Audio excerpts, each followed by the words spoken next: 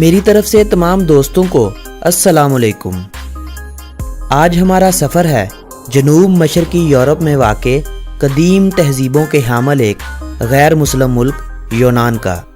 یونان جسے ہیلینیا بھی کہا جاتا ہے، گریک بھی اور گریس بھی، ایک وقت میں سلطنت عثمانیہ کے زیر نگی ریاست تھی جسے یونان میں ہیلینک ریپبلک بھی کہا جاتا ہے۔ تاریخ کی گہرائی میں جانے سے قبل نئے آنے والے ساتھیوں کو جانی ٹی وی میں خوش آمدید۔ اگر آپ نے ابھی تک یوٹیوب پر موجود ہمارا چینل جانی ٹی وی سبسکرائب نہیں کیا تو جلدی سے اس چینل کو سبسکرائب کر لیں تاکہ آپ ہماری ہر نئی آنے والی ویڈیوز سے لطف اندوز ہو سکیں۔ تاریخ کے اوراق ٹٹولنے پر پتہ چلتا ہے کہ یونان میں انسانی زندگی کا وجود برف کے زمانے کے بعد کا ہے، جب انسان نے پتھر کو اپنی بہتر زندگی کے مقاصد کے طور پر استعمال کرنا شروع کیا تھا۔ کم و بیش 2,70,000 سال قبل مسیح تک کی زندگی کے آثار یونان کے صوبہ مقدونیہ میں دریافت ہونے والی ایک غار سے ملے ہیں۔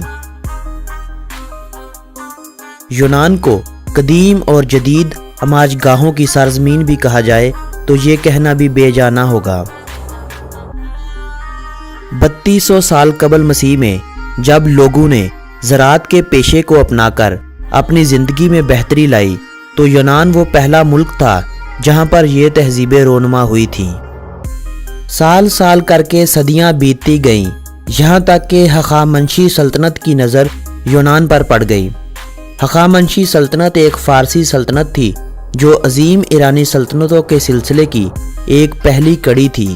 یہ سلطنت آبادی کے لحاظ سے رومی سلطنت کے بعد دنیا کی دوسری بڑی سلطنت تھی، جو 330 قبل مسیح میں سکندر اعظم کے ہاتھوں اپنے اختتام کو پہنچی تھی۔ سکندر اعظم کی یونان فتح کے 7 سال بعد سکندر اعظم کی وفات ہو جاتی ہے اور سکندر اعظم کی بنائی ہوئی سلطنت جو انڈیا سے یونان تک اور کئی دیگر علاقوں تک پھیلی ہوئی تھی، ٹوٹ پھوٹ کا شکار ہو گئی اور کچھ ہی سالوں میں یہ ٹوٹ کر کئی حصوں میں تقسیم ہو گئی۔ 200 قبل مسیح میں جب رومی سلطنت اپنے عروج پر تھی تو رومیوں نے یونان کو اپنی سلطنت کا حصہ بناتے ہوئے اسے اپنے قبضہ اختیار میں لے لیا۔ رومی سلطنت آبادی کے لحاظ سے آج تک دنیا کی سب سے بڑی سلطنت ہونے کا اعزاز رکھتی ہے۔ اپنے عروج کے دنوں میں اس سلطنت کا رقبہ 65 لاکھ مربع کلومیٹر تھا اور آبادی 90 لاکھ افراد کے قریب تھی، جو اس وقت کی آبادی میں دنیا کی آبادی کا 20% سے کچھ زیادہ ہی بنتا تھا۔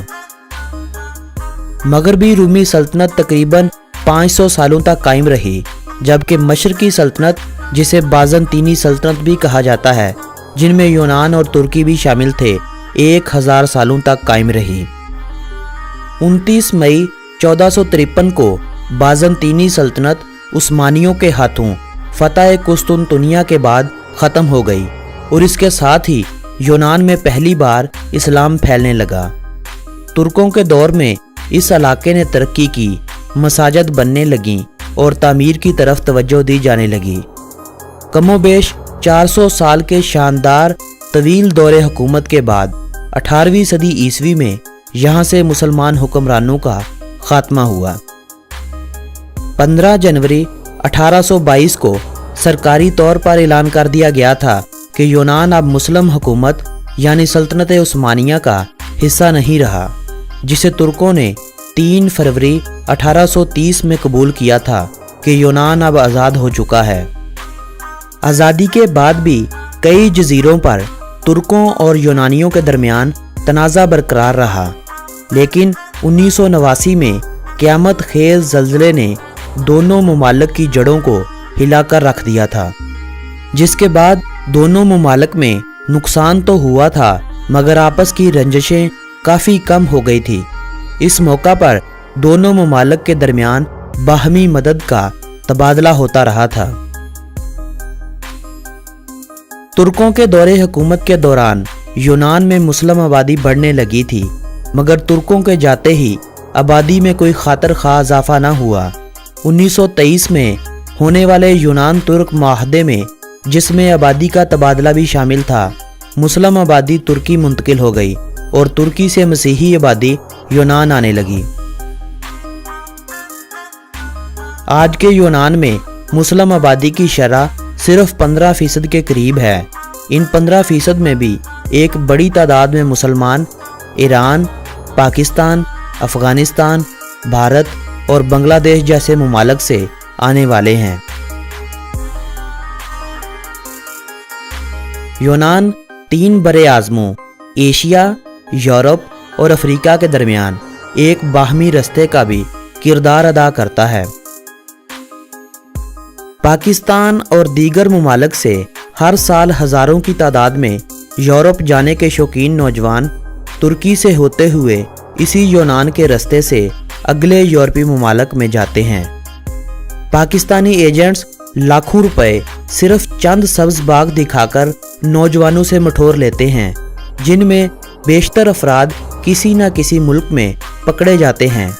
कई अफराद हफ्तों हफ्तों की पैदल मुसाफत बर्दाश्त नहीं कर पाते और कई गर्मी की शिद्दत को ना बर्दाश्त करने वाले होते हैं।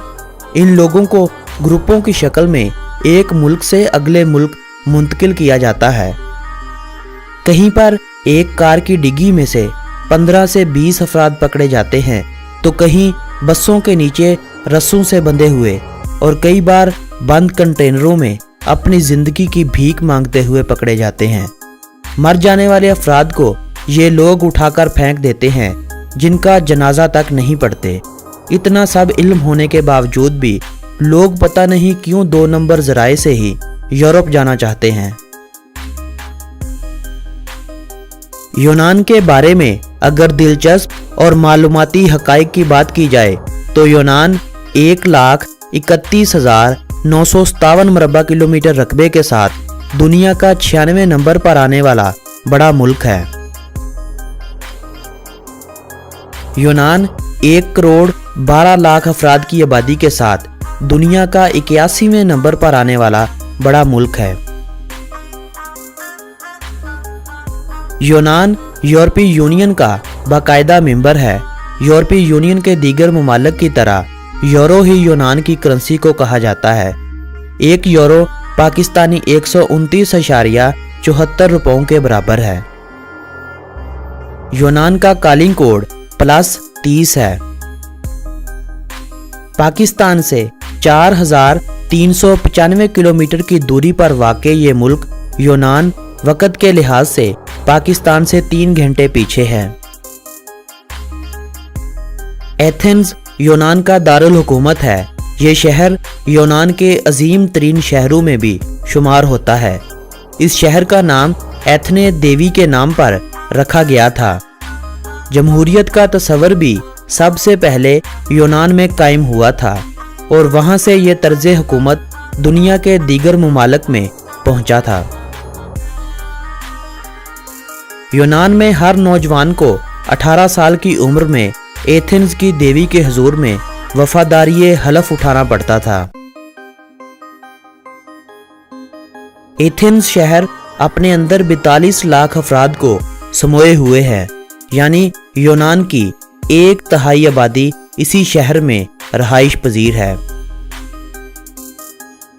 यूनान ही वो मुल्क था जिसने दुनिया को अफलातून, अरस्तु और सकरात जैसे अजीम मुफक्करीन दिए थे। यूनान की सरहदें तुर्की, अल्बानिया, मकदूनिया, बल्गारिया जैसे मुमालिक और बहरा एजियन और बहरुल योनी जैसे समुद्रों से मिलती हैं। यूनान के बारे में एक कहावत है कि अगर यूनान में लड़के एथेंस में रहते हैं तो 7 साल की उम्र में स्कूल जाते हैं, लेकिन अगर स्पार्टा में रहते हैं तो वो जेलों में जाएंगे। यूनान में स्पार्टन लोगों को 30 साल की उम्र तक, यानी जब तक वो अपनी फौजी सरगर्मियों को तर्क नहीं करते, उनके खानदान में नहीं जाने दिया जाता। 2006 में यूनान में मुसलमानों को मसाजिद बनाने की इजाज़त मिल गई थी। मुसलमानों की एक बड़ी तादाद एथेंस के मगरबी जानब रहाइश पजीर है। यहाँ पर मुसलमानों का मजहबी मरकज़ भी मौजूद है। यूनानी ज़ुबान ही यूनानों की कौमी ज़ुबान है, जबकि तुर्किश, बल्गारियन, रोमानी और दीगर कई ज़ुबानें आबादी और मज़हब के लिहाज से बोली जाती हैं।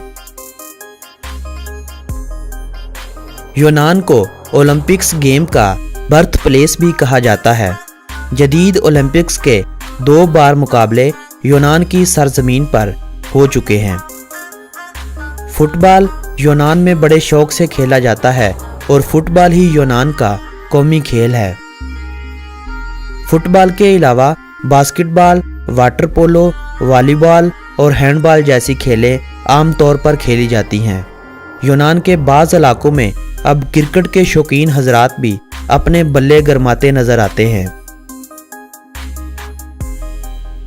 कदीम तहजीबों को संभाले हुए इस मुल्क में हर माह लाखों सियाह सैर व तफरीह के लिए आते हैं।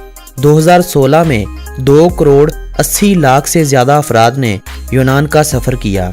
सियाहों की ये तादाद पिछले चंद सालों से बढ़ती जा रही है, जो यूनान की मईशत में एक अहम किरदार अदा कर रही है। 2017 में हासिल किए गए अदाद-ओ-शुमार के मुताबिक यूनान की 82% आबादी इंटरनेट का रोज़ाना इस्तेमाल करती है। दोस्तों, ये थी यूनान के बारे में दिलचस्प मालूमात पर मबनी एक तफरीही वीडियो।